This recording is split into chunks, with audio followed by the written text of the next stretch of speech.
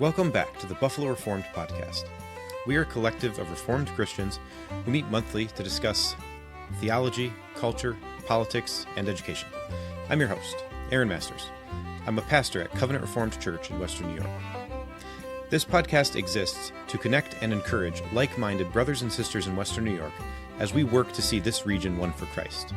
We encourage our listeners to seek this goal by being devoted to Christ, to their family, to their community, and to their local church.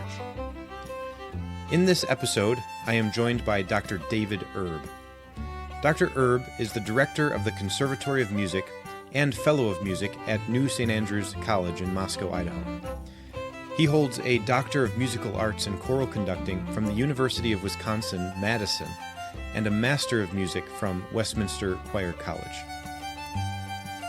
A veteran educator who previously taught at Lawrence University and Bucknell University, Dr. Erb is the composer and editor of Cantica Sanctorum, a collection of psalms, hymns, and spiritual songs.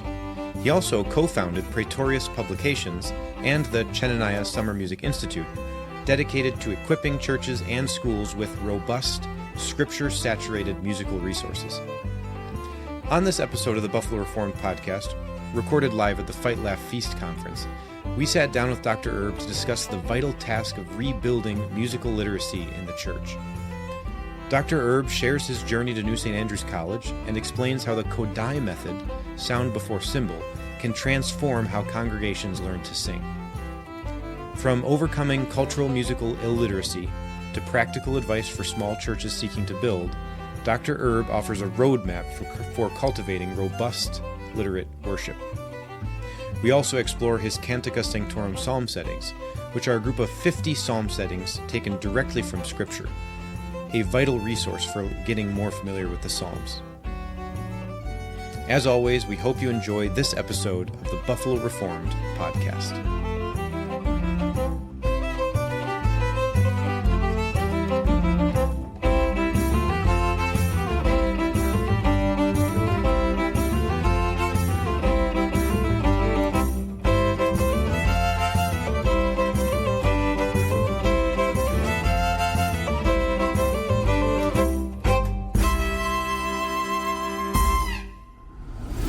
Welcome back to the Buffalo Reformed Podcast. I'm your host, Aaron Masters. We're here in Nashville on the eve of the Fight Laugh Feast Conference, and I'm joined today by Dr. David Erb. Dr. Erb, thank you for coming on the show with me. Thanks for having me. So, by way of introduction, we usually have our guests give a brief bio just to introduce to our listeners who you are. So, if you would tell us a little bit about yourself, where you came from, what you studied. Yeah, maybe working backwards, I've been in Moscow, Idaho for the last 17 years. I'm the director of the Conservatory of Music at New St. Andrews College, and I have a community organization, Collegium Musica Moscow, Canis Firmus Chorale, that I direct. Used to do music at Christ Church for 11 years, but it's been a number of years now that I've just focused on the college side of things. And walking back from there, I'd been at a CREC church, ACCS school in Seattle before we came to Moscow. So it's been, well, since I got married 23 plus years ago, that I've been in the ACCS, CREC world and doing things in that pasture, if you will. Yes. Prior to that, I was teaching at Lawrence University, kind of in the secular, private music world, conducting, teaching music, come up through all the degree training. Did Madison, Wisconsin for my undergrad and my doctorate, with Westminster Choir College sandwiched in the middle there, with various teaching in between degrees, which was great just to provide practical learning as opposed to just degree. Yes. How did you get connected with the Moscow? My wife became Reformed as her pastor at that point became Reformed as Doug became Reformed. So when I reached out and started courting my wife long distance, we got in touch again with that pastor who is now, he was one of the first Greyfriars students, and he was at the church out in Seattle. And so in the process of courting, getting married, I left teaching at Lawrence University in Wisconsin, and the church in Seattle was looking for its first full-time church musician. There wasn't a program, there wasn't a built-up choir or a program, so to speak, to walk into. It was build it. They wanted more training, and their pastor had done a year of music, I think, early in his college life, but couldn't do any more, and so I kind of pivoted. But I wasn't Reformed at that time. I became Reformed in the process of courting my wife, who was Reformed, and people would give me books and say, read this, and so I did, and read them and said, okay, I guess I agree with that. I guess I'm Reformed. Wow. Yeah, because I was very interested in knowing that too, how the theology changed and intersected with your music career. And so you were courting your wife, you were becoming Reformed, you stepped into this role as a church music director. Would that be fair? But then you had to really build it from the ground up. It wasn't just an established program that you were stepping into. Yeah, and I didn't have to when they hired me, but they said, if you want, you can teach at the ACCS school that had a lot of crossover. Yes. There wasn't much of a music program there either, so that was also build it up. And it was the nice thing about both of those at that point, I mean, it can be glorious to walk into something that's robust and mature, but it was build from scratch, what should we do, and a desire to be led. Yes. And to support things. So, the growing pains of building something, but the beauty of it being built the way you want to build it, rather than having to triage and reteach or those kind of things. I definitely want to ask you about some of that, because we're trying to build something where we are now, and so getting your experiences and then your recommendations for us is going to be crucial. But before we do that, and just so that the listeners kind of understand and can have a context for what you're dealing with, what is it exactly that you are trained in, and what's your day-to-day look like as far as how you do music and operate? Yeah, so I grew up doing music. I was in choirs and piano and band, but I always knew I wanted to be a choir director. And so my undergrad's in choral music education, my master's and my doctorate are in conducting. It's the only job I've ever had is conducting in some capacity. I've not worked at McDonald's or any other kind of job. Yes. And so, yeah, I teach music. I do admin kind of things, but I'm a choir director. That's kind of what I've been geared towards my entire life, and the thrust of what I do and what I delight in most in the musical world. And so at NSA, I teach oral skills, teaching kids in tandem with the music theory. Well, I have taught music theory, music history, oral skills, vocal technique, lots of different things. But right now I'm teaching oral skills, which is the learning to hear music and understand it, learning to decipher the symbols and be able to read it by thinking it, hearing it with your voice, not a piano to read it or another instrument to read it. And some other electives, and then I direct a number of choirs as well. And both there and outreach stuff that we do. We'll talk later, I imagine, about the Kodai stuff. But so that's summer work. But so yeah, as being a choir director, there's a lot of, like any job, there's admin kind of things you have to do. You have to prepare for concerts, which means we don't have our own venue that's big enough to hold us. So finding venues, we're not a big music school, so we don't have all the players in-house. So finding players when needed for larger works, planning the calendar. There's all that kind of stuff. Yeah. Musically, it's choosing the literature for your choirs, thinking about different kinds of concerts. When whether it's a seasonal like Christmas, spring concerts, other events, and I'm probably an obsessive compulsive. Is that what you call that when it comes to programming? I'm very detailed in it. It's not just a theme. I tend to program in chiasm as my main structure. So it's not just a collection of pieces associated around a scripture or an idea, although it can be. But so it's an assembling. I do that because the way I think about concerts is a rhetorical event that you're sharing with the people. It'd be like reading a book. It's not just a collection of thoughts you're organizing in different ways. And so as things are organized, a chiasm will have a point in the middle, and there's things that reflect one another.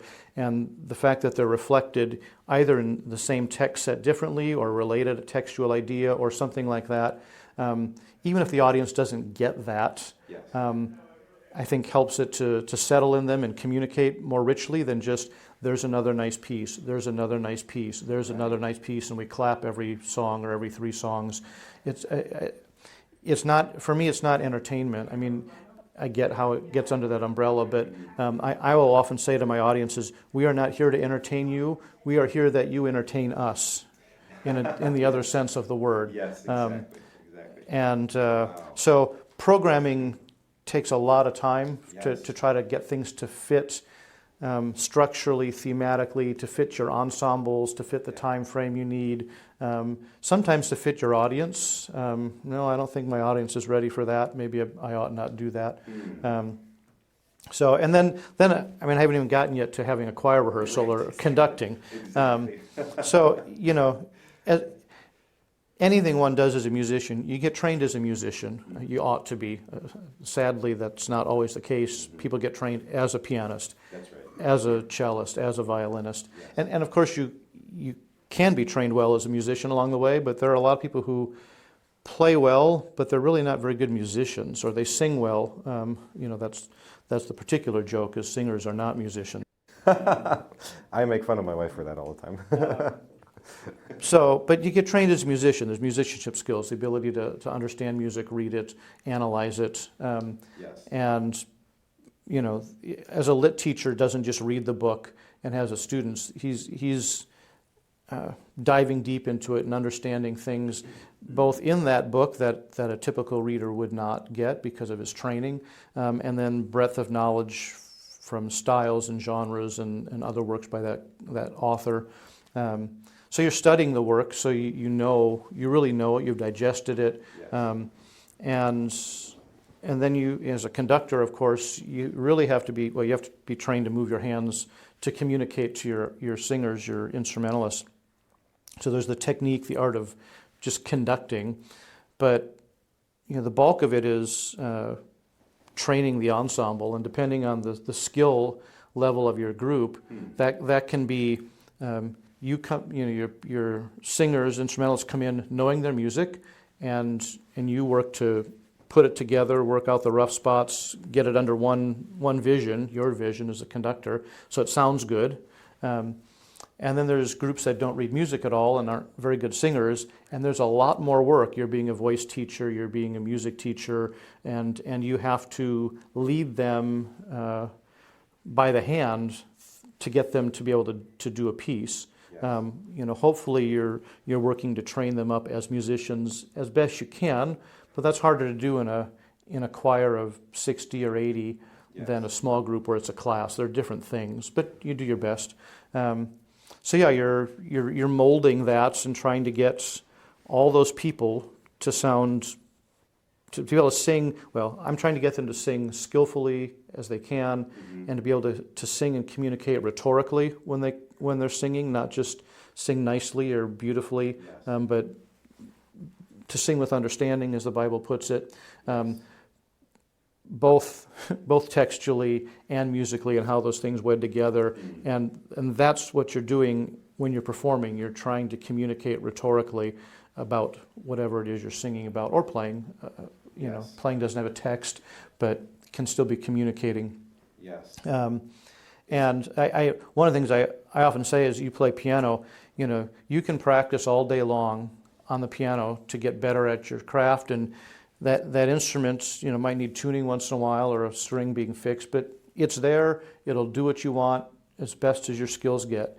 When you're a choir director, you can't go in the practice room and practice on 40 people or 80 people. They're not there for you to learn the skills of working. And, generally speaking, every time you go to that piano, it's in tune and it doesn't have an attitude, right?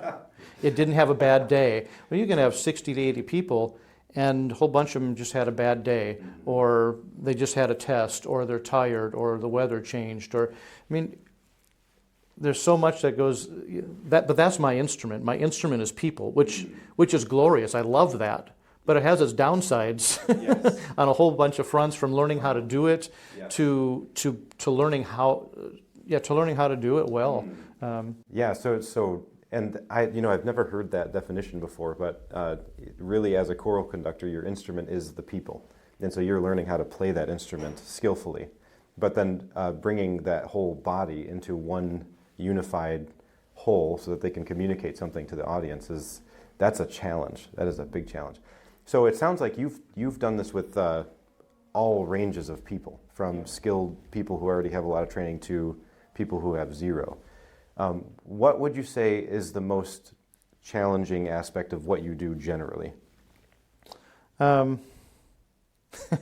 It's really the non-musical stuff. It's getting venues, getting players, getting the schedule to work out, because you're dependent on so many different other people, organizations to fall in line, and that's probably the most trying thing. I mean, doing the work of trying to get people, whether it's an intensive 1-week music camp or 3 months to get a concert ready or whatever. I mean, there's that kind of work, but that's what I do.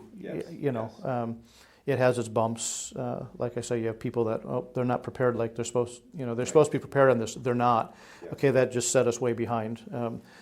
But So the admin stuff, I think that's probably true for most musicians, right? If they could just do the music the whole time, they'd be happy.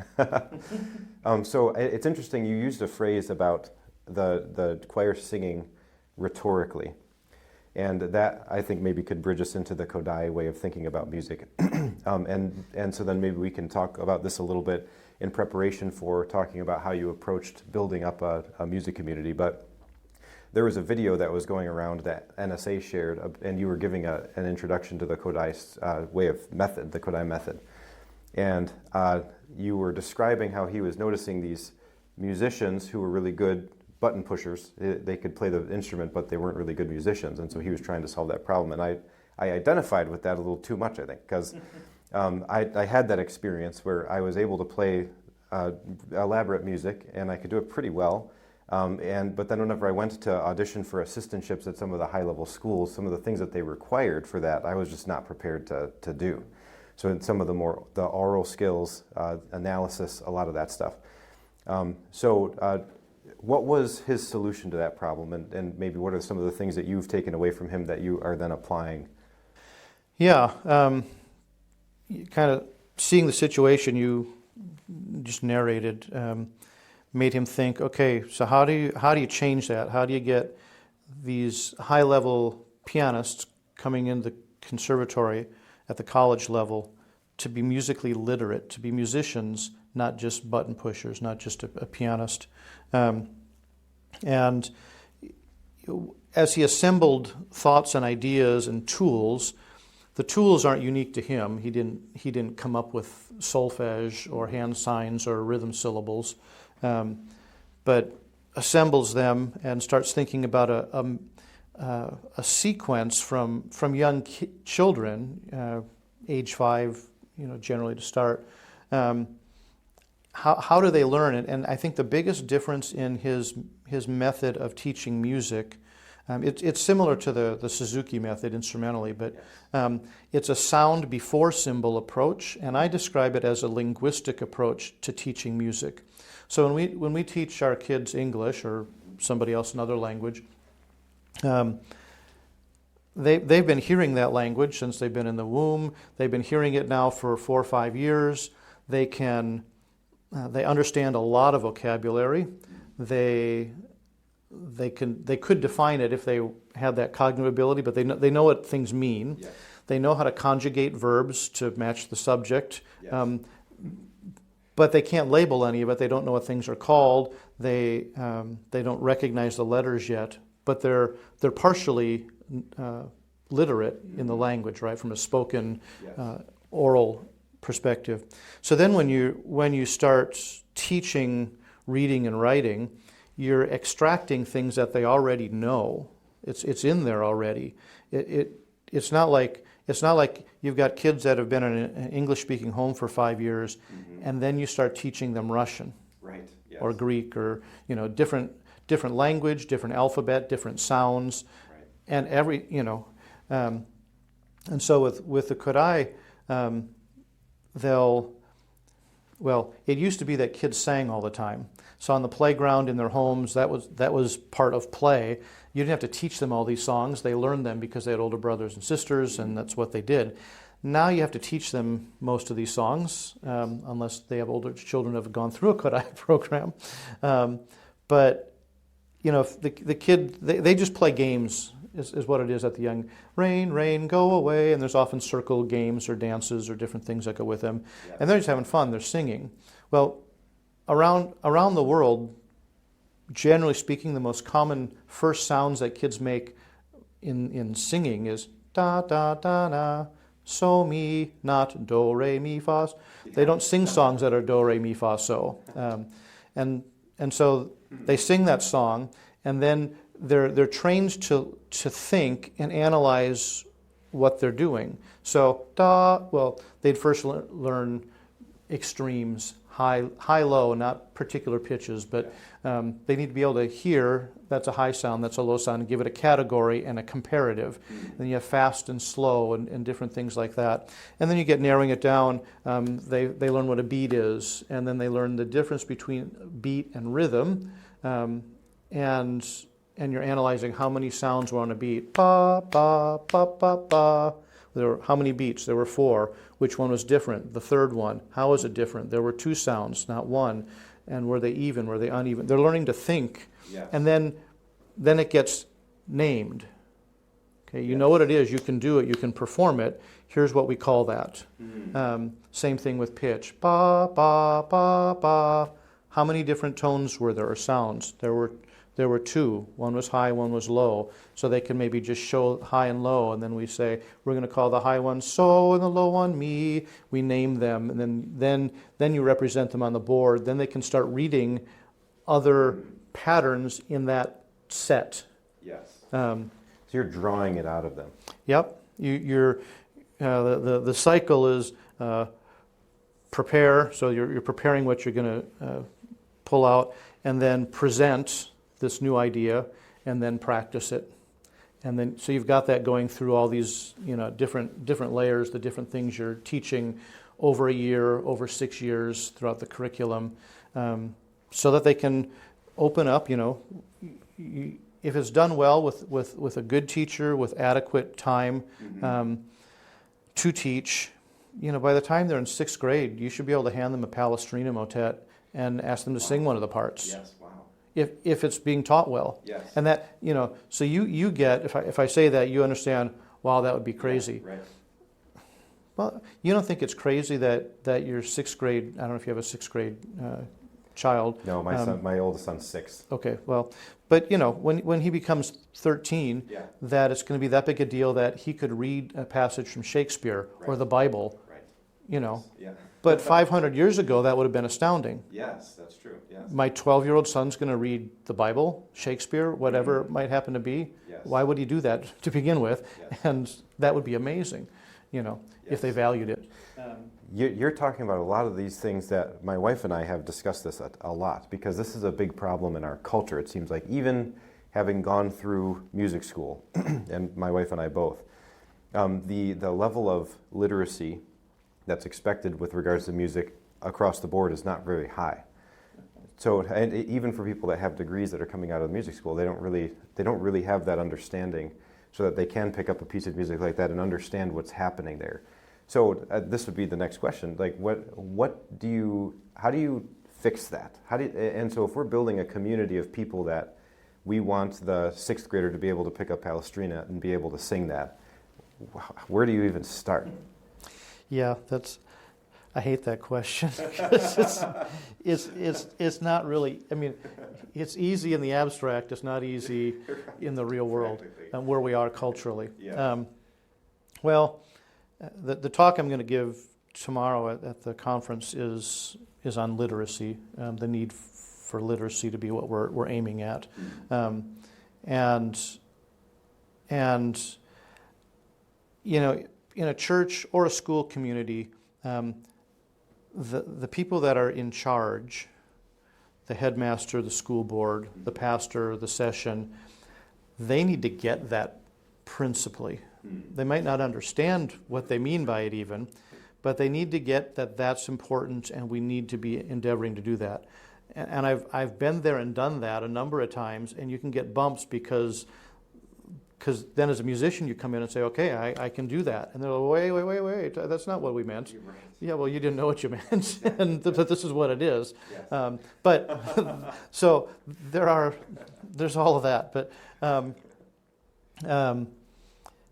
But you can have a music guy that gets that wants to do it, and if the leadership doesn't want to provide the adequate time at the school or any venue in the church life to grow in that, it's going to be hard for you to make much headway. I mean, it's not that you can't do anything. Right. Kelvin wanted, as I understand it, Kelvin wanted weekly communion and didn't get it because the session, the leadership wasn't ready to do that. You keep working towards things and trying, but So you have to have a shared vision with the leadership. You have to have that's perfectly said. You need to have the vision, and then in Hungary.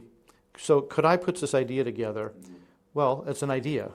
It's not affecting anybody. It's not changing anything, and Hungary had a state school system, and so he needed their approval to try this different kind of curriculum in a school.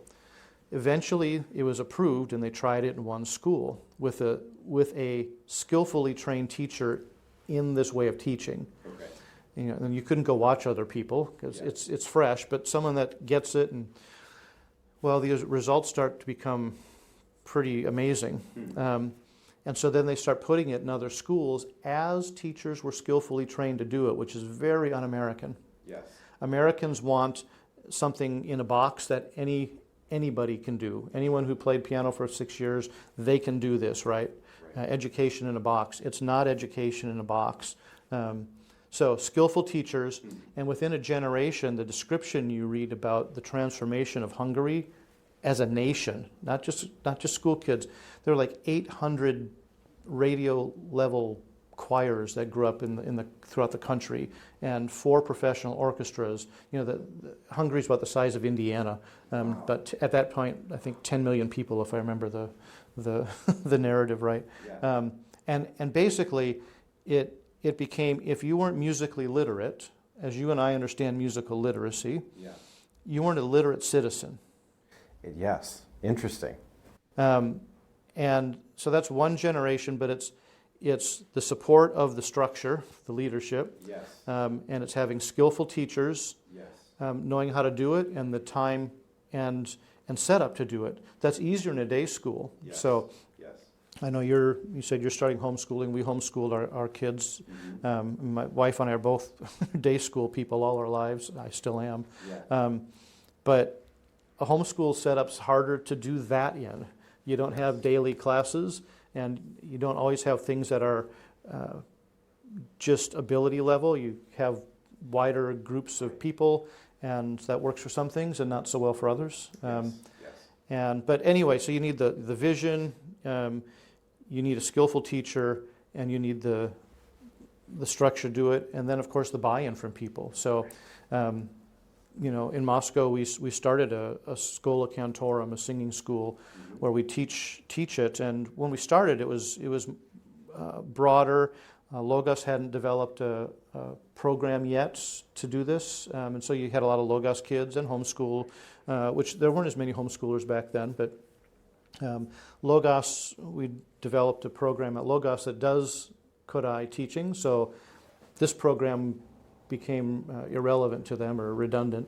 And it's in a trough right now. It exists, but as we've had lots of new people move into town, they don't know what it is or why they need it or whatnot, and we don't have people flowing to it. It exists, but it's feeble right now as far as the number of families participating. So you need that too. You can have a vision.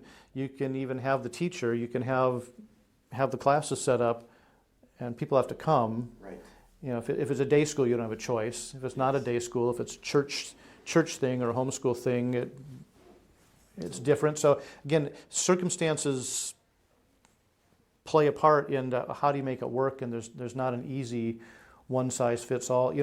What I would say is, if you can get someone who then musically can do it. So we named our summer training course where we train the certification for Kodai, Chenaniah Summer Music Institute. And Chenaniah was the leader of the Levites in charge of all the musicians because he was skillful, is how the Bible says it. Skillful, right. And so we're trying to train up. So if you have a Chenaniah-like teacher or chief musician in the church that is equipped to do it, has a passion for it, and doesn't have to work 3 jobs on the side kind of thing to earn ends meet, well, then I'd, go labor, till. Sometimes, a lot of what I've done is I've come into this. There's various levels. There's stuff I do at a high level, and there's stuff over the years that I would say what I was doing there at that point was tilling up the ground. Faithful people, wonderful people, but not ready for all the things I would want to do with them. Yes. So I'm just tilling up the soil, trying to get it ready to plant the seeds and hope that it would take root later. And I may not get to be the one that benefits from it. Yeah. Yeah, it might be the next or harvest generation. it. Yeah, right. So that's why I don't like that question, because it's not a helpful answer really. But it is. You have to have a Chenaniah-like teacher, and you have to have the support that says we want you to do this, and try to equip that person to do it, and encourage people to partake of it. You can't, particularly in a church setting, you can't require them to come to Wednesday night singing school or the Sunday school. But you can teach on it and preach on it, and then provide it and start doing things. And you're praying that God would prosper the work of your hands as you do stuff, that you get more people to come, and if you're able to get them to sing better than they ought to, which is, a good pianist can make a piano sound better than it ought to. Right. Yes. But that's not as hard as getting a bunch of people who don't sing well or aren't musically literate to sound. You couldn't do that with a bunch of violinists. You can't take a bunch of people who have never played the violin or the cello and have them sit down together and make them sound a lot better than they are. Yes. You can't. Right. You can kind of do that with singers up to a point. Yes. And I'm thankful for that. But you start doing that, and then people are drawn to it. I like that. Or someone else will say, "Oh, you gotta have your kids going to choir. My kids just love it." Your kids love choir? Yeah, they like. Or I started these music camps back in Seattle in 2009 was when I started it. And I do one in Moscow. I do one in Louisiana as well. And the one in Moscow is 480 kids, K-12. It's a week-long intensive. Yeah. It's like music camp meets VBS in a Reform context. There's nothing gimmicky or goofy about it. Yeah. It's intense, and we do classical music, and we do it in a week. Wow. But you have kids who have come to that, and probably when they started weren't maybe that interested in music, and then they love it. And particularly for people who are maybe coming from outside Moscow that don't have as many other opportunities musically, it's like they've been brought to the oasis, and that's the first thing they want on the calendar. It's like the highlight of their year is to go to music camp, and they do dancing, and it's not just fun. They're not, it's not VBS, and so you do it well, and people are attracted to it, and you pray that God would keep growing it.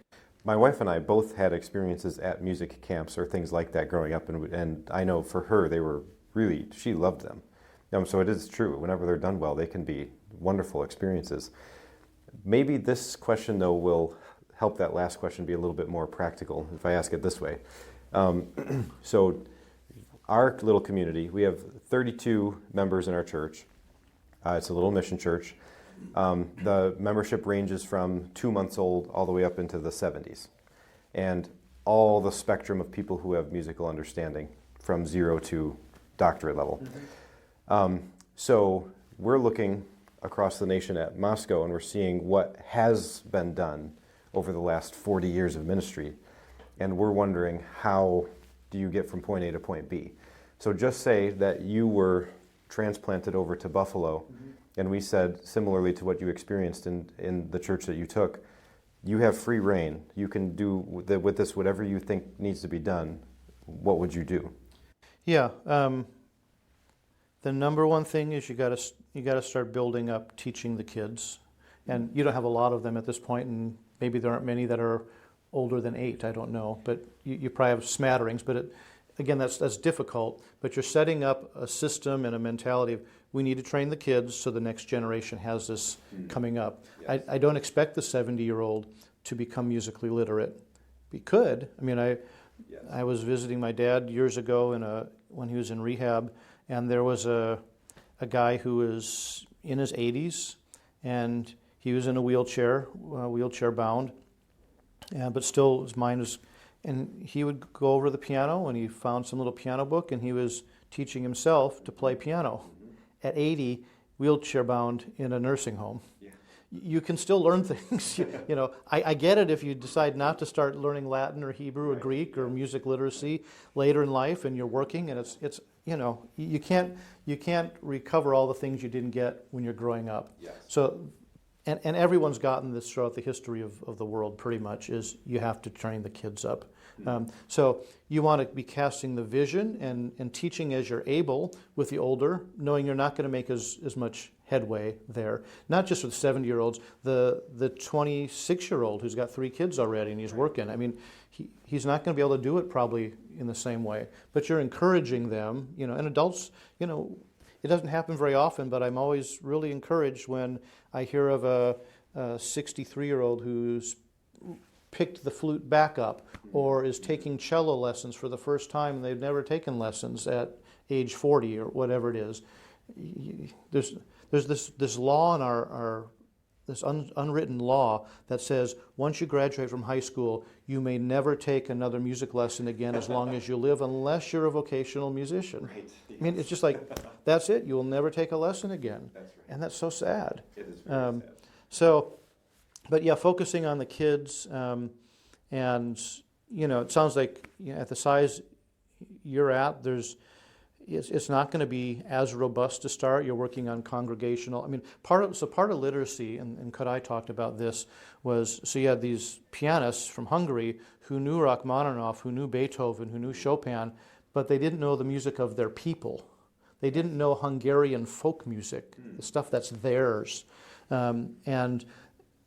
And of course, there is music that grows out of that, classical music that grows out of that folk tradition, but primarily just the folk tradition, and that's lost in America too. The number of kids who know absolutely no song, whether they're coming, well, I'm getting kids who come from Christian day schools or Christian homeschoolers, but I don't expect it would be a lot different in public school.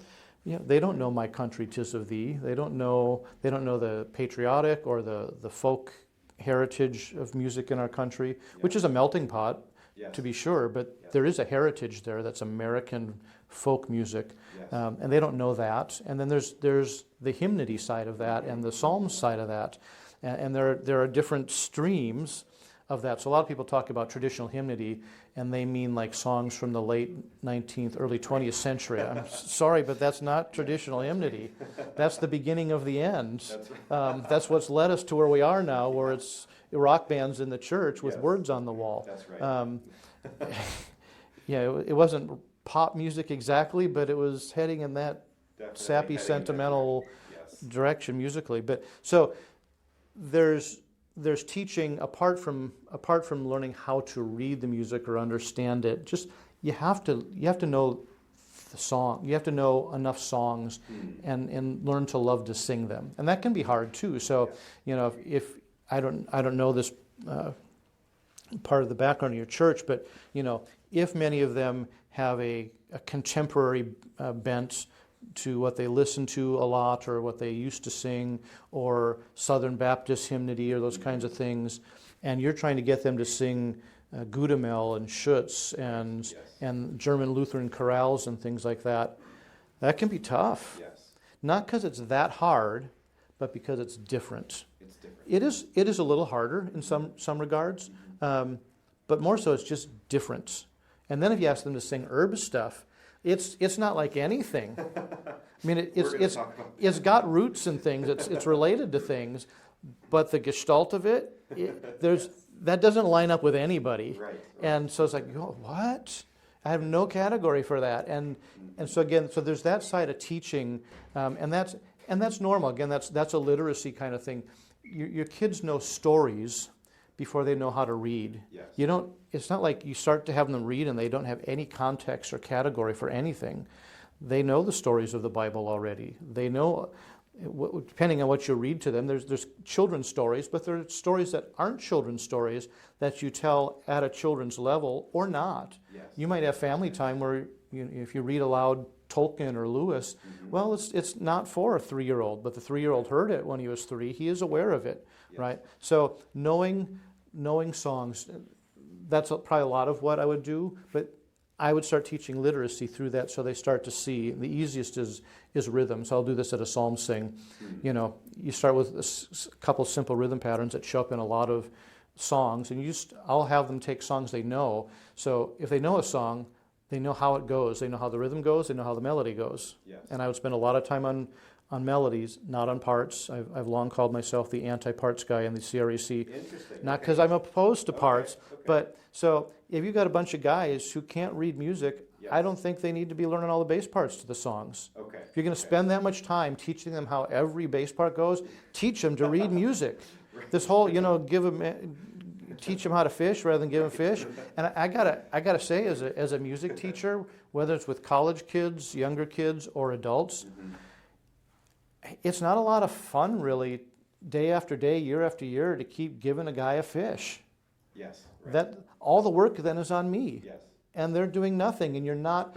We talk in the classical world of recovering the tools of learning. We're not teaching anybody to learn. We're just subsidizing them. Yes. Is what we're doing by having. Again, I'm not opposed to these things. I'm really not. They can be nice additives that lead there, but if they lead to reading, and if they start keeping people from wanting to read, whether it's you can listen to the bass part on the track or whatever, it might help you, but it might not. It might keep you. I don't need to learn how to read because I can just listen to this thing 35 times before Sunday, and I can kind of sing it, but probably they don't really. Many of them don't really sing it. They're grumbling something that's lower, and they think they're singing a bass part. Teach them to sing well. Teach them to read music. Then they can sing any part. Yes. So let me ask you this then, because my wife and I have this discussion a lot. Early on, I made 2 videos, and I was trying to teach the people how to read the music. And so looking at the notation, understanding how to just make sense of the notation. Her opinion was that was a little bit too much, and that it was going to be more difficult for them it was going to be too daunting of a task for them to try and learn how to read that, because it is learning another language. And so I put those up so that people could use them as a reference, and then we've been just trying to get them to understand the parts. So how would you really approach that then? So what would be your priority for somebody that is, because we do have a lot of people that, we use the Sing Your Part app, and so they're listening to the bass line, they're trying to learn it that way, and I think they would be more prone to do that rather than watch the videos and really work on the notation. Well, and again, I'm not opposed to that. That app, that program. But again, if it's in tandem with your, maybe this is as far as you get, but here's where we're aiming. And that's not the way to be training our kids up, is just learning everything by ear. Right. Spend the time and teach. It's not that hard if you have someone that knows how to do it. Again, even, so in a psalm sing, I want to spend some time on how to sing better. as best you can in a group of people that are varied. But the actual idea of you can try to sing better. You know, it's not like you were set in a cast at age 8 and like you can't ever sing any better the rest of your life. And yeah, improve your talent, please. So let's do it so it sounds better as best we can. And then again, I'm going to do simple literacy, but you can, if you take "When I survey the wondrous cross," tu ta ta tu ta ta tu ta ta tu, or toe on the last note. But you name the rhythm, so they don't need to know it's a half note. They don't need to know it's a quarter note. They don't need to know that initially they don't need to know that a tu lasts twice as long as a ta. Right. Okay. Yeah. They know how it goes already. They can sing the melody. Yes. And you tell them what those symbols, we're going to call that symbol a tu and that a ta. Sing the melody, tu, ta. It might take them a time or two to get their brain used to thinking and looking, because they don't look at the notes, right? They only look at the words, but that's why I do it. It makes them look at the notes. Interesting, yes. And if you don't make them look at the notes, then by all means just put the words up on the screen. Right. Right? Yes. And that is, so historically, in America, a lot of once they started putting music in the songbooks, so the first book published in America was the Bay Psalm Psalter book. Yes. Only text, but it was psalm texts. That's the first thing we printed in our country. That ought to tell us something. Yes. Eventually, they start putting the music in, and at the beginning of many of the hymn Psalter books was a music theory textbook. Again, that's going to tell us something. There was a desire to teach. If you're going to put notes in a book, you need to know how to decipher those too, right? They're not there for decoration. Yeah, exactly. And you can't always have the song leader come around with you to every meeting or every time you sing in your family to teach the part or line it out. Now we have things like the app, so you kind of can carry around Dr. Erb in your pocket or the singing app teacher in your pocket. But again, that's, as we talk about in the classical world, that's the equivalent of slavery. It's servile tutelage, right? You're not free to think independently, to learn on your own. You're dependent on somebody. So anyway, you used to have music theory texts in the hymnal. Now we don't have a hymnal. Right. I mean, broadly speaking, in Western church life, we don't have hymnals at all, and we don't have the notes. Right? We just have words. That's, as I describe it, I'll say this tomorrow too in the talk, but that's like a reversal of stained glass windowism, right? It's glorious and it served its purpose, and it's still fine to have them. But one of the things stained glass windows did was remind people of the stories, and the only way they knew those stories is because somebody told it to them, because they couldn't read it for themselves. The average person way back then didn't read. They didn't have a Bible, and if they had it, they couldn't read it. And so these were images that helped people that were illiterate. Well, then you get the translations during the Reformation, you get the printing press, but people still can't read. I mean, the rich, the aristocracy, they can read, but the average farmer, the average servant can't read. There's the need to teach the literacy. Or you need stained glass windows, or you need someone to line out every song or every part ever for you to learn something. And we've done the exact opposite musically in the church. We've taken it and we've just put word reminders up because nobody can read anyway, and we have no intention of teaching you. Right? So since you're illiterate, and because we don't think it's important to teach you, we'll just take it away. Yes. I have two related questions for you. The first one is, one of the problems we have is getting people to sing out, just to sing loudly, so that we can actually hear them. Do you have any ways that you generally approach that with people that are timid in their singing? Yeah, I'm like a football coach when I do stuff, and I just kind of tell them like it is, That's, But I get the reality. If you've been timid and haven't been trained and are bad at it, you can't just all of a sudden, It's like, okay, you're physically timid, you're not strong, whatever, and you put someone on a football field and you say, okay, go tackle him. So no, it just doesn't happen like that. But you're equipping them, and so you do what you would do in a voice studio, but a little different because it's not someone who's seeking to take individual voice lessons, but you go at things. I'll do things that are speech-like. So I'll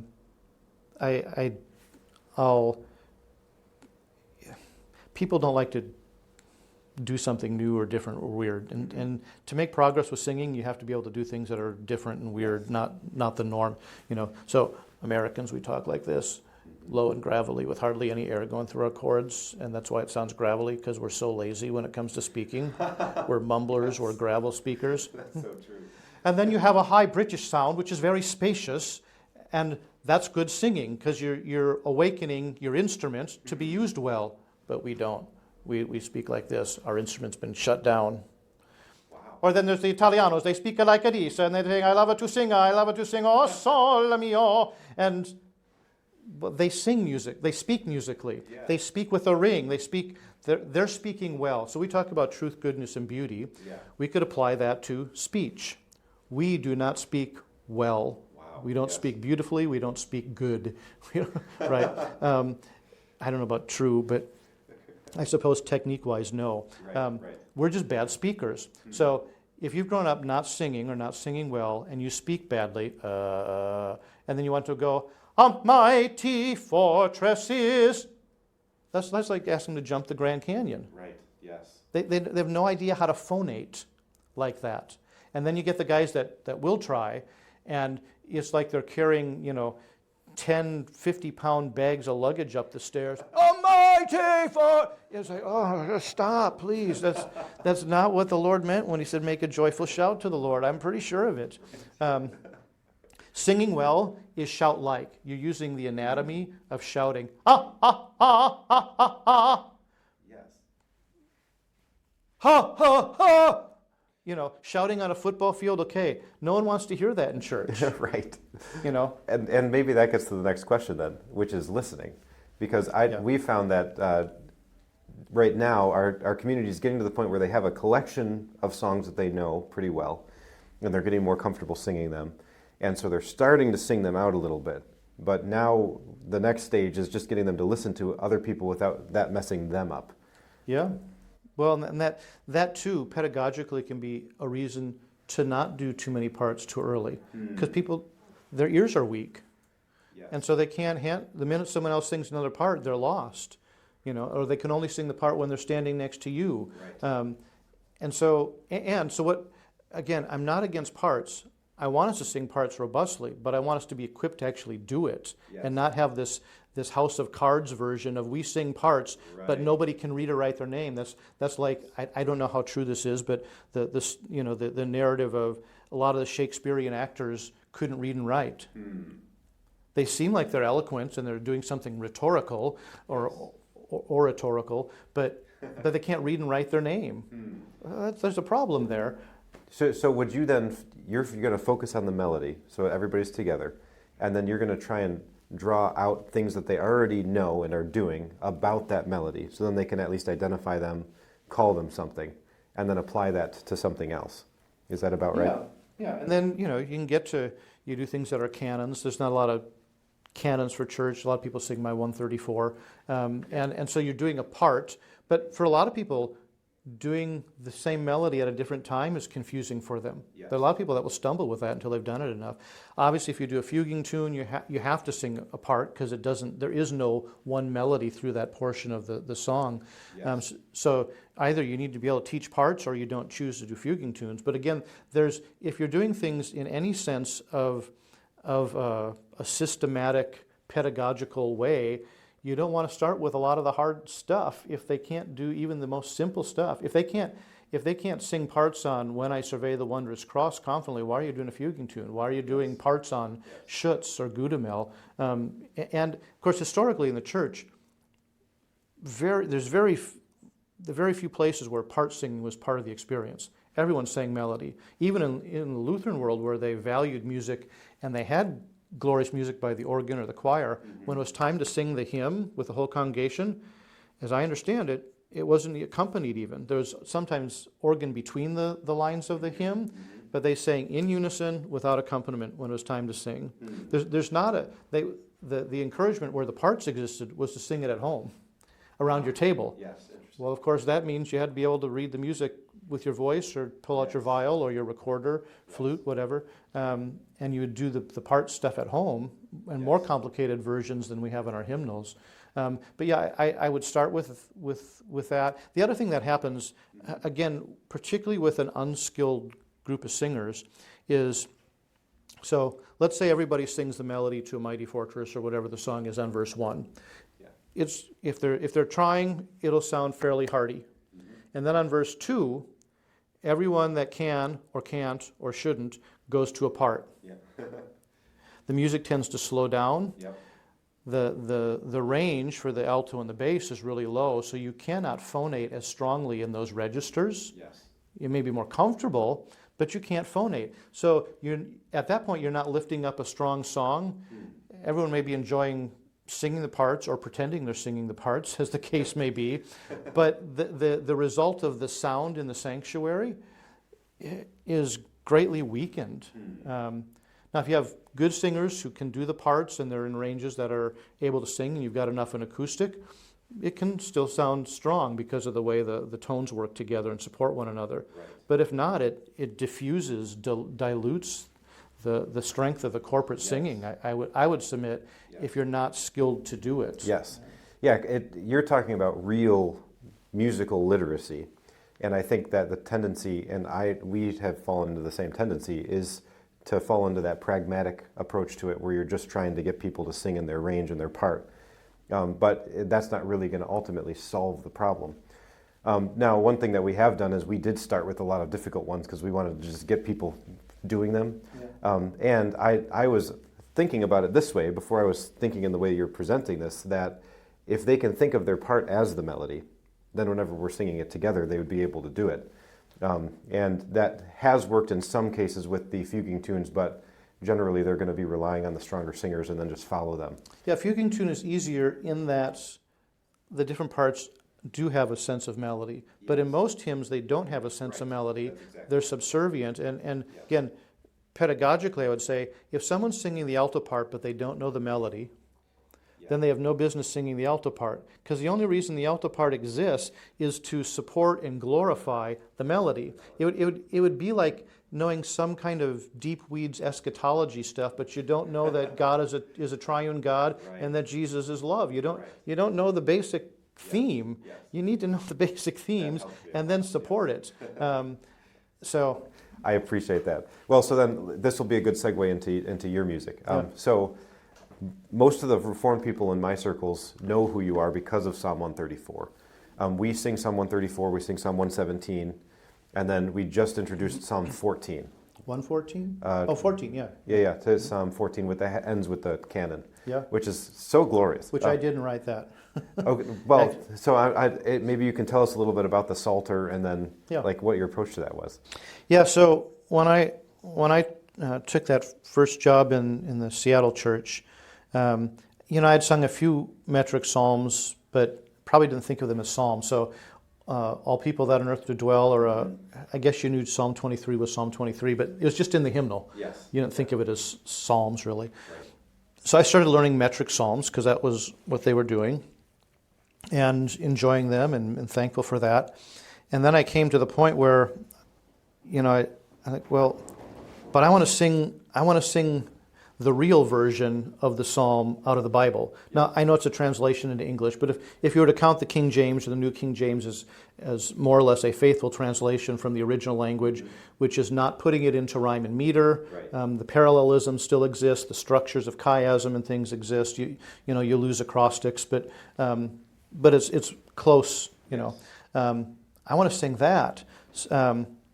So, one of the favorites is as the heart about to falter in its trembling agony. The Bible says nothing about the trembling agony of the deer.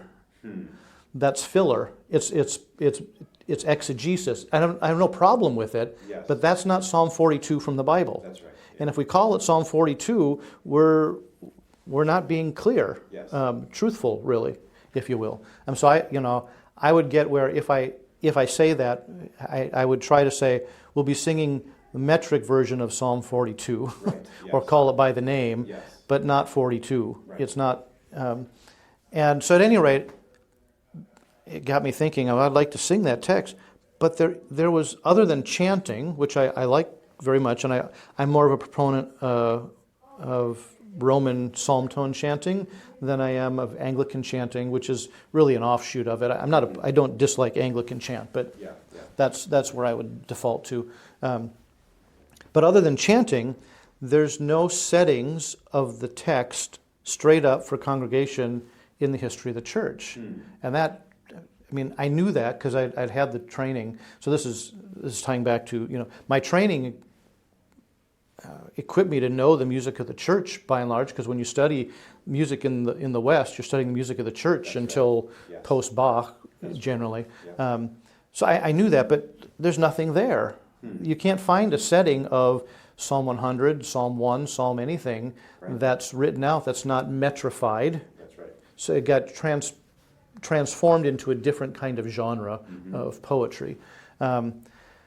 So I just tried. I don't think of myself as that creative, really, in that sense, and I don't think of myself as a composer, although I compose and arrange some things, and I've written these songs. But and I think it was a blessing that I wasn't more of a composer, because if I did, I'd want to be doing more complicated things for choirs, and not what I did with the Psalm Project. So I started with the shortest ones because, again, there was no real model for it, and so the process I go through.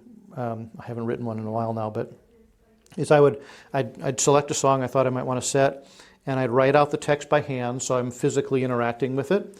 I'd read it aloud to get a sense of how it goes. So, the heavens declare the glory of God, and the firmament, and I'd underline where stresses are in the text, and then I'd analyze it for structure of the whole psalm itself.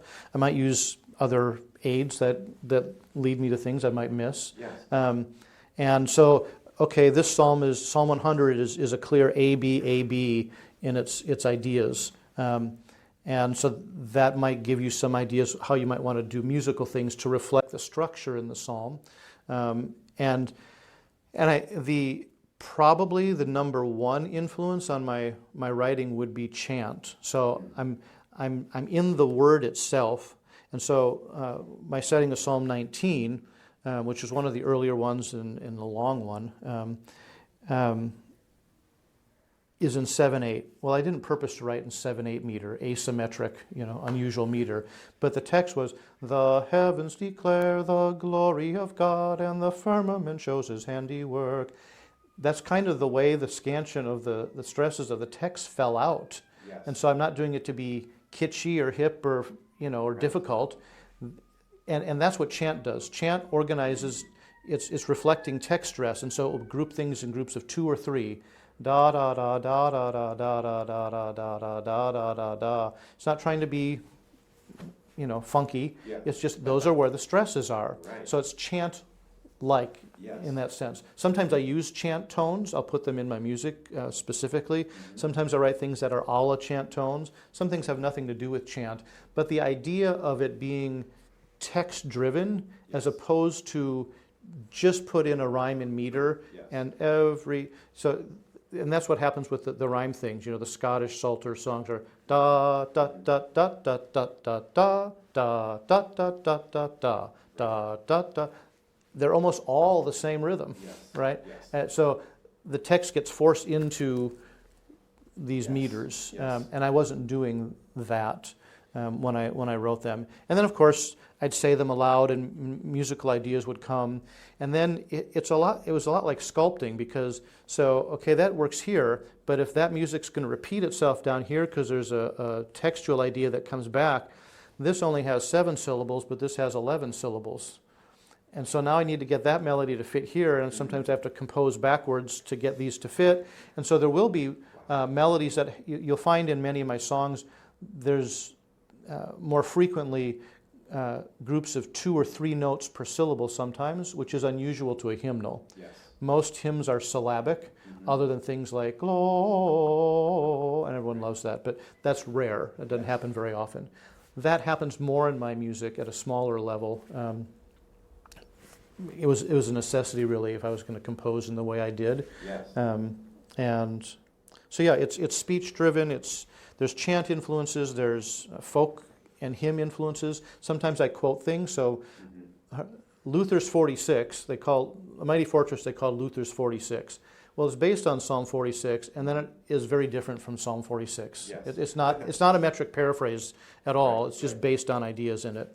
So I quoted parts of Luther's tune in my 46. God is our refuge and strength, a very present help in trouble. And then I wrote stuff, the music changes from C major to C minor because the text changes greatly. Therefore we shall not fear, even though the earth be removed. And then later on it changes again, it goes back to major, and I quote, there is a river whose streams, and it's quoting Luther. I've got whole songs that are Mussorgsky, and I've texted over, or Heller. I've used classical music. The Psalm 13, Corelli. So there's a lot of different ways I've gone at it. So classical chants, hymnody, even folk hymnody in some cases are all influences. And I'll often say, those are streams. Those are historic streams for the church, generally speaking, and those are streams I'm standing in. And so, if somebody writes contemporary Christian music, they're a musician, they become a Christian, they grow up in it, and that's all they know. I can't fault them for doing the only thing they know how to do. That's the only stream they stand in, musically speaking. Yes. And so when they go to be creative and they deal with any text, whether it's the Psalms or whether it's a hymn or whatever it happens to be, they're going to write in that style. It's what they know. Yes. The deal is you need to know other things. The church has a heritage. The church has a history. And it's not that you can only write in one style or another, but that's where it's important in training up our kids, our communities, to know that. Yes. And that is hard. If they listen to contemporary Christian radio all day, or whatever the version of that is now, and then you want them to do other stuff, and they have no point of connection to it, it is like listening to Russian. Yes. But one of the things that my wife and I really appreciate about your settings is all those allusions do give it a sense of connectedness. And it's that just is such an enriching thing. But because of what you're saying then, how would you envision your Psalms being used and accessible to the church generally? Well, I teach the freshmen as part of the oral skills class. They have to learn 4 of my Psalms every term. We have 4-term system. So at the end of the freshman year, they've memorized 16 chapters of the Bible minimum. Wow, yes. And most of them learn, and I don't include 117 or 134 in that group. Yes. And they have extra credit options, so they could do more, but at least 16 chapters. And I should stop saying this, it probably becomes a pride thing, but they don't learn 16 chapters of the Bible in their theology class by memory. Mm-hmm. They don't learn it anywhere else. Mm-hmm. I don't think most people anywhere have 16 chapters of the Bible memorized. Right. And if they're in the honors program and continue in the second year, they do 16 more. And so 32 chapters of the Bible in 2 years. And I've taught them at music camp. They're not as hard to learn as people think they are. Right. And the nice thing is there's music now, there's a piano edition and the vocal edition, but they've all been recorded on all the streaming devices, and you can just listen to them. And so most people don't read music, so listen to them. And because they're so uniquely tied to the text, they're fairly easy to learn in that sense. Yes. It really is harder to memorize 6 verses of a hymn where it's the same melody for all the verses. You get lost, you conflate things. Yes. And I know, I've done it with my kids. I know other, generally former students, who do it with their young kids, and it's just part of their singing at bedtime, this and that, and they're learning all these songs. It's not hard for them to learn. Yes. They just listen to them. They might work on them a bit, but we learn all sorts of stuff. Yes. Yes. Not all pop music is easy to learn, actually. That's right. Rhythmically, especially. That is right. Sometimes melodically. Sometimes there is no melody to learn.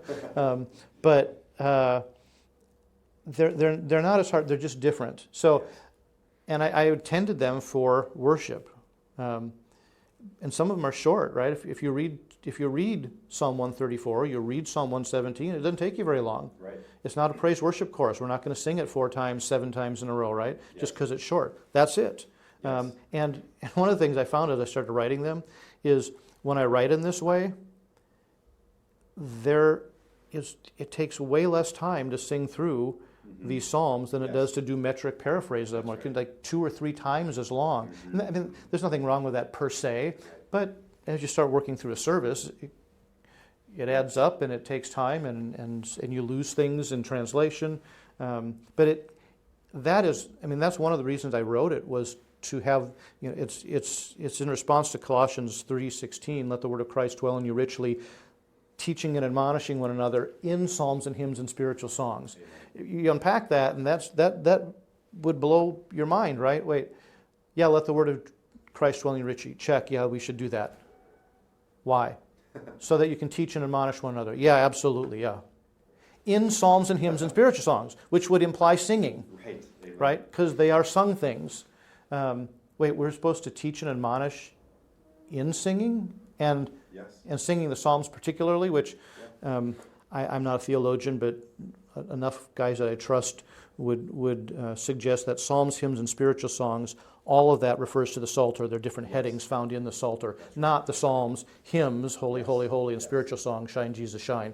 We don't read that through our own That's right. That's exactly idea. right. So it was doing that so that it's that the word's in us and you have it, it's memorized. Yes. And I hear that from so many people that have learned, whether it's a couple of my psalms or 20 of my psalms, is that they'll be in church and the pastor starts reading something and they're singing along, just like someone does with songs from Messiah, right? Somebody reads a passage and they've heard Messiah enough, and that's playing along. Well, if you can kind of have Messiah playing along in your head, you can have my songs playing along in your head, because they're simpler. Wonderful Counselor, Almighty God, you're sort of singing that. And it's meant to be that. So it's a memory tool, not just a memory tool, but God is, there's something about music, the way God's done it, that it has that sticky quality. There's studies done of Alzheimer's patients who don't recognize their children, and they can sing all these songs that they've known all their life. Yes. The music helps it stick. It has been that way for me. I mean, when I did my presbytery examination, learning the Psalms, I was using your Psalm settings for that. Psalm 14, Psalm 137, those are 2 of my favorite ones. And you just remember the text that much easier. Yeah. It's hard for me to say them, actually. Yes, I need to sing them. exactly. Well, that's how I am with the Apostles' Creed now, because I would rather just sing it. Yeah. That's super insightful. One last question on that, and then we can bring it to a close here. But would you say that an approach to learning your psalm settings then could be just to simply read the text, because that will put the meter in a sense in the way that it will be set? Yeah, certainly. If you're listening to the recording, you could just pull out. Most of them are New King James. There are a few King James. When I started, I hadn't settled that I was going to do a big project, but you just pull your Bible out and listen to it, and there's the text. Yes. And so then you just, because the way that you were writing it, it sounds like you were reading it first. You were figuring out how the meter was going to fall based on the text, and then you're kind of working the music around that. And so if you get a sense of what the meter is just by reading it, then the music, because it looks a little daunting on the page. Whenever people look at it, they're like, they see 7/8 and they lose their minds. So just reading the text kind of makes sense of that a little bit. Yeah, and a lot of those songs, I wouldn't use for music reading, because they are more complicated in that sense. Learn them by ear. There's nothing wrong with learning music orally, particularly if you don't have the reading skills. But even if you do have some reading skills, or you have reading skills at the piano, maybe a lot of pianists struggle with it too.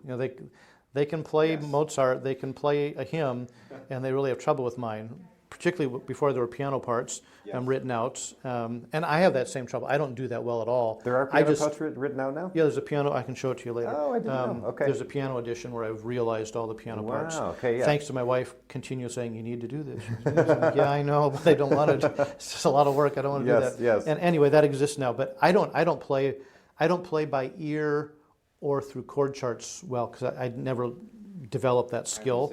But I wrote them. I know what I want, so I could do it. But it's really hard for a lot of people. I get that. Yes. I learn them by ear, learn them by rote. That's super helpful. No problem with that. So if for people that want to follow you, follow your work, support what you're doing, how would they do that? I mean, the one encouragement, I mean, it's not so much me, but I'm tied to it, is listen to the Psalms, buy a copy of them if you want to look at it. Even if you don't read music, if you're looking at it, it's a way that helps you learn to read music if you actually look at it, at the music. Kids, one of the reasons kids can read so easily, generally, is they've been looking at the books for 5 years. When you sit them down in your lap and you read the story to them, all the words are there. That's right. And eventually you might start doing this, and they don't know that that's a B yet, but they've seen it, and they've seen it when you've said it, and there are things that just the brain's ready to receive when you start instructing. Yes. So, but a book aside, listen to the Psalms and learn God's word, and sing it. That's what He calls us to do. That's the main thing. For those that are doing other stuff, one of my former students and now a colleague, Joshua Roberts at Trinity Reformed Church in Moscow, we're starting a music publishing company. We're trying to get it off the ground. Okay. Initially be choral music, and it'll grow to have other things, God willing, but trying to serve the church, particularly in school communities, and have stuff that would be tied to church music instrumentally and different things. There's nothing to see yet. The site exists, but there's very little to see yet. But you can be looking for that. It's called Pretorius Publications. Pretorius is one of the most prolific, important Lutheran composers in our heritage. And he wrote on music, not just writing music, but he does a lot of compendium writing. Okay, and you run the music program in the summertime. Yeah, there's a number of things depending on. We do this K-12 music camp in July in Moscow, and I do one in Monroe, West Monroe, Louisiana. And there's the high school honor choir that we do in tandem with the ACCS, which is an audition thing that's on the website. And if there are high schoolers that are more advanced in singing and want that kind of opportunity, they can audition for that. And what else? The Chenaniah Summer Music Institute, which is for post-high school students that have some level of collegiate instruction, whether it's at college or not, but they're functioning a little higher level musically. That's 2 weeks long, 3 summers long to get the certification over that. So it's a big investment, and it's really intense. But you talk to anyone who's done it, they wouldn't trade it. I mean, it's just transforms the way they think about teaching music in a classroom setting, and that is. I mean, there's a lot of stuff we're doing at NSA and in Moscow to be working towards this literacy for all the saints at different levels. But there's the need to have teachers who can do it, and that's going in that direction. When I'm going to circle back on something you had asked about, music and rhetoric. I think it was 2011. I was asked to give a talk at the ACCS conference in Atlanta. I think that's the right year. And they wanted me to talk on music and rhetoric because I teach at the college level. And I'm like, you really want me to do that? I don't think the ACCS is really ready to deal with musical rhetoric. I don't think we're doing grammar level stuff very well, broadly speaking. And like, no, that's what you do, talk about it. I said, okay. So it was high octane, black coffee rhetoric. This is what real rhetorical music is and how it's composed and how one thinks about it. But the ending was, in order to get there, you have to be doing grammar and dialectic. That's right. And then I talked about Kodai. Well, there was a young music teacher, had a master's in music from that church and school in Monroe, who was there.